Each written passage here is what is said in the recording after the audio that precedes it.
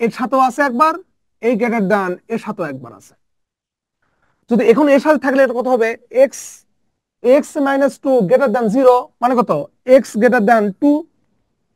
আর এখানে কত হবে, x minus three greater than zero, তাহলে এক্স গ্রেটার দ্যান কত হবে, থ্রি। তাহলে এখন বুঝবো ভাই এখানে বড় মান কত ছোট মান কত। এই বড় মানটা আমার উত্তর হবেই, আর এই ছোট মানটা ভাই চেঞ্জ করে খালি চিহ্ন পরিবর্তন করে দিলে এইটা উত্তর হবে। প্রথমে আমি একটু বড় করে দেবো, তারপর আমি ছোট করে শুধু উত্তরটা কিভাবে বের করবো আলোচনা করব।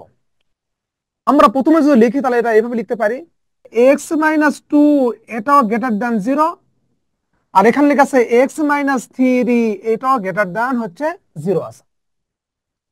তাহলে আমরা এটা বলতে পারি কি না, এক্স গ্রেটার দ্যান টু, এটা বলতে পারি এক্স গ্রেটার দ্যান হচ্ছে থ্রি থ্রি। আচ্ছা, আমি যেহেতু বিস্তারিত আলোচনা করব তারপর পরে শর্টকাট আলোচনা করব। একটু খেয়াল করুন ভাই, এখানে এক্স এর মান 3 থেকে বড়, মানে এক্স এর মান কত হতে পারে, এক্স এর মান 3 থেকে বড় মানে এক্স এর মান 4 হতে পারে, 4 হতে পারে। এখন টেস্ট করে দেখবো 4 দিকে এটা মিলে। দেখুন এখানে যদি আমি 4 বসাই তাহলে কত হবে, 4 থেকে 2 বিয়োগ, এখানে কত হবে 4 থেকে 2 বিয়োগ। আর এখানে দিলে কত হবে, 4 থেকে 3 বিয়োগ, তাহলে দেখি তো কত হয়, এখানে হবে 2 আর এখানে কত হবে 1। এই দুটার গুণফল অবশ্যই শূন্যের চাইতে বড়, মানে এইটা দিয়ে আমাদের অঙ্কের উত্তর মিলতেছে। আবার এখানে যখন আসতেছি এক্স এর মান 2 থেকে বড় মানে কত, 3। 2 থেকে বড় যদি 3 হয় তাহলে এখানে বসালে কত হবে, 3 থেকে 2 বিয়োগ, আর এখানে 3 থেকে 3 বিয়োগ, 3 থেকে 3 বিয়োগ। এটা করলে কখনো এইটার মান শূন্যের চাইতে বড় হতেই পারে না। তাহলে বুঝতেছি আমার এই মানটা ফলস, এটা ফলস। যদি এটা ফলস হয় তাহলে কি করবো দেখুন, তাহলে এইটা আমাদের ওকে আছে, এই মানটা আমার ওকে আছে, ওকে, দেখবেন এই মানটা আমার ওকে আছে। আর এই যে মানটা ওকে নাই, করবেন কি, এই চিহ্নটা পরিবর্তন করে দিবেন, তাহলে এক্স লেস দ্যান টু। এখন এক্স লেস দ্যান টু যদি দেই তাহলে আমার অঙ্কের উত্তর হচ্ছে কিনা দেখুন। এক্স লেস দ্যান টু মানে এখানে এক্স এর মান হবে 2 এর থেকে ছোট মানে 1। এখন 1 দিলে এখানে টেস্ট করে দেখুন তো হয় কিনা। তাহলে কি, এখানে 1 থেকে -2 বাদ, আর এখানে আমি একটা স্পষ্ট করে লিখে দিই, এখানে দেখুন যদি আমি এটা 1 দিই তাহলে কত হবে, 1 থেকে -2 বাদ, আর এখানে 1 থেকে -3 বাদ, তা বাদ দিলে এখানে কত দাঁড়াচ্ছে, এখানে -1 আর এখানে কত হবে -2, গুণ করলে কত হবে 2, সেটা শূন্যের চাইতে বড়।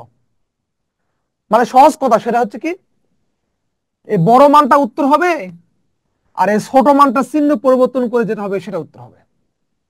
এই বড় মানটা উত্তর হবে, আর ছোট মানটা চিহ্ন পরিবর্তন করে যেটা হবে সেটা উত্তর হবে।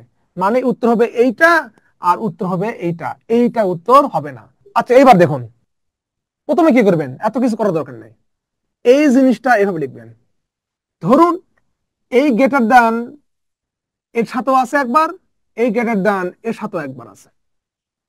যদি এখন এর সাথে থাকলে এটা কত হবে, x x minus two greater than zero, মানে কত, এক্স গ্রেটার দ্যান টু। আর এখানে কত হবে, x minus three greater than zero, তাহলে এক্স গ্রেটার দ্যান কত হবে, থ্রি। তাহলে এখন বুঝবো ভাই এখানে বড় মান কত ছোট মান কত। এই বড় মানটা আমার উত্তর হবেই, আর এই ছোট মানটা ভাই চেঞ্জ করে খালি চিহ্ন পরিবর্তন করে দিলে এইটা উত্তর হবে।